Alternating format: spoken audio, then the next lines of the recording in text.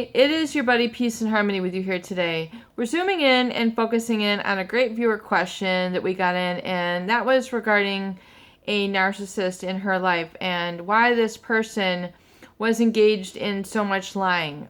Whether it's, keeping a lot of relationships going behind her back, talking on the phone, texting, talking bad about her behind her back, and pulling in other people into the relationship to kind of use them as a triangulation, giving them attention, giving them, the props, so to speak, giving them the thumbs up, and, talking always about them when they're out together versus being there present for her, and how this engaged this whole situation, which led to the devaluation and then the discard. Well, realize that the narcissist, as well as most definitely the psychopath, they will engage in pathological lying. Pathological lying basically means it's an abnormal amount of lying behavior. Lying when they don't need to lie. Lying just for the sake of manipulating, for creating the control in the environment. Whether they're lying about, where the paper is at, where the keys are at, where the food is at, what they did, who they're talking to, what their job is,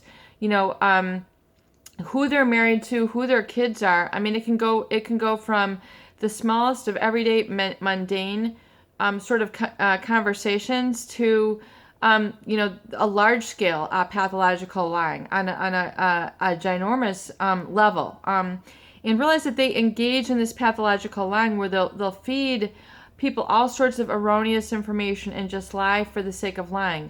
They know then that they're pulling one over on people.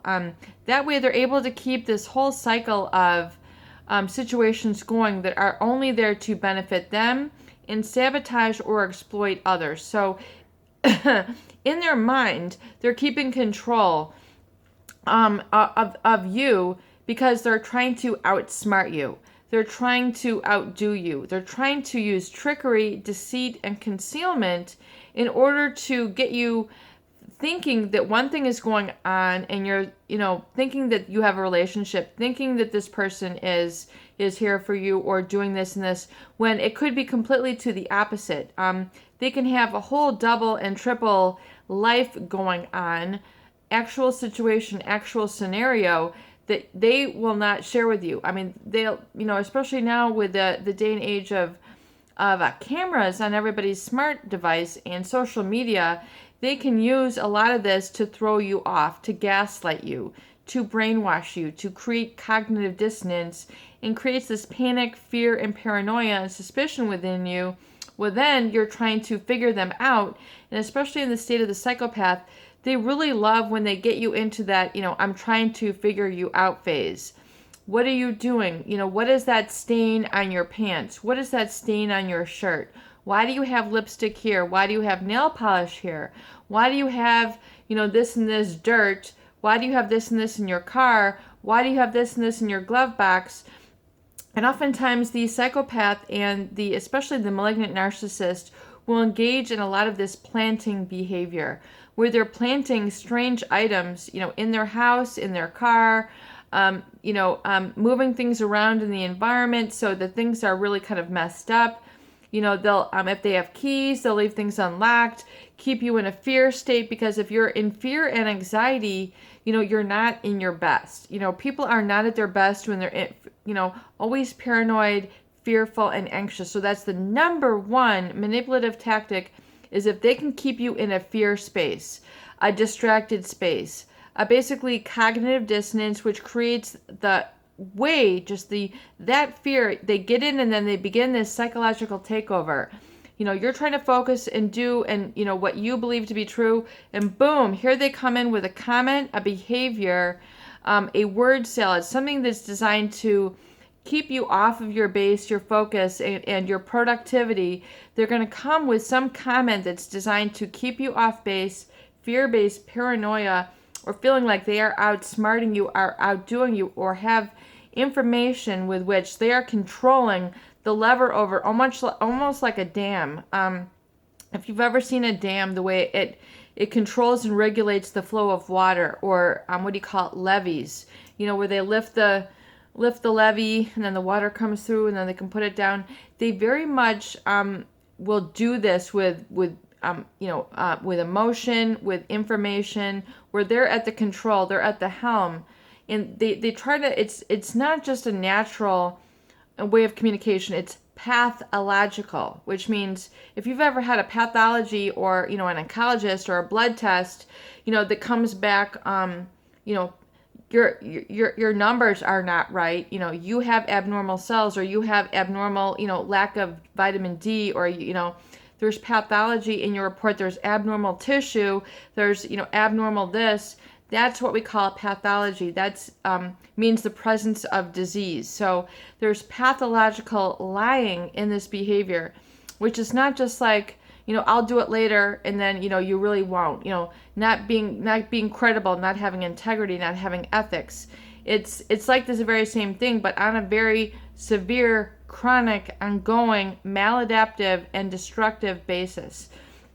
This is the use of pathological lying, which is designed to keep you fear-based, anxious, paranoid, under their control, always looking at them.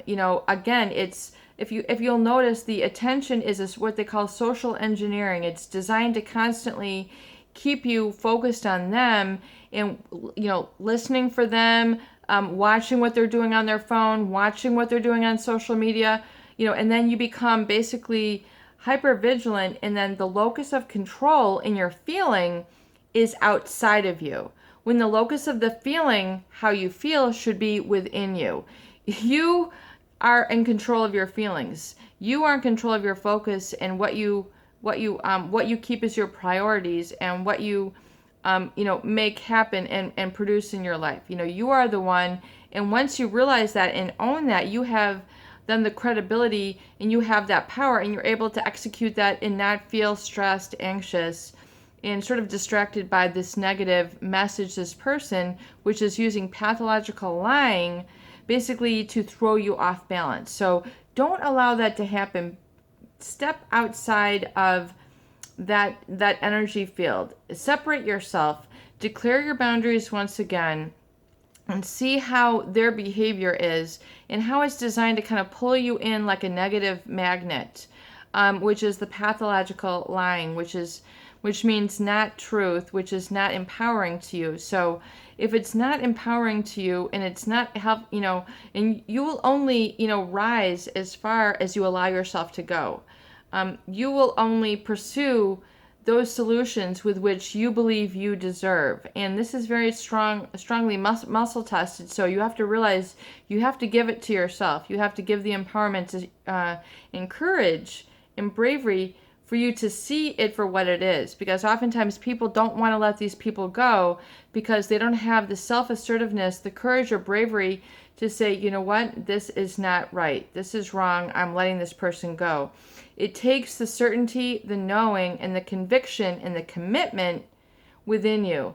If you don't have commitment, if and you're plagued by the self-doubt will keep you so low, you will never ever begin to experience that sort of freedom which life is basically offering you. If you don't have that commitment, and I'm committed to seeing the truth and knowing it, and I'm backing it up now. And if they say, well, you can't let them go because they're not letting you back yourself up. When you're backing yourself up, you're backing yourself up within you. You've got the backbone, you have the resolution, you have the commitment, and that's where your commitment needs to be. The other person should not be the one to, constantly feel like they are keeping you paranoid or keeping you triangulated in this chaos. If there's a lot of this chaos going on and you can't focus, and they're trying to throw you off and you can't let them go because of this, that's a really good sign that's actually the right thing to do, is to let them go. Even though it hurts, even though you don't want to believe it, even though you've put a lot of time and energy into this person, oftentimes that is the right and best thing to do. And once you do, and you let some time pass by, you'll see that you made the right decision, and then you'll be able to have that experience in your solar plexus which then builds to your self-esteem, which you can carry within you within all of your decisions. It'll help you really reinforce your decision making, and you'll begin to execute that even more sharply and refine that with your life moving forward. And it'll really cause you to become the best person who you are. You begin to make money, you begin to save money, you begin to make decisions along that path. You'll really begin to liberate yourself, and you'll be able to see that you're making the right decision, and you'll have that validation within versus this manipulative, being it housed in the manipulative person, which is really keeping you stuck. Give yourself the permission to let them go. You can do it. It's peace and harmony with you here today. I hope these videos do help. Please share and please subscribe for more great tools, videos, discussion, and support.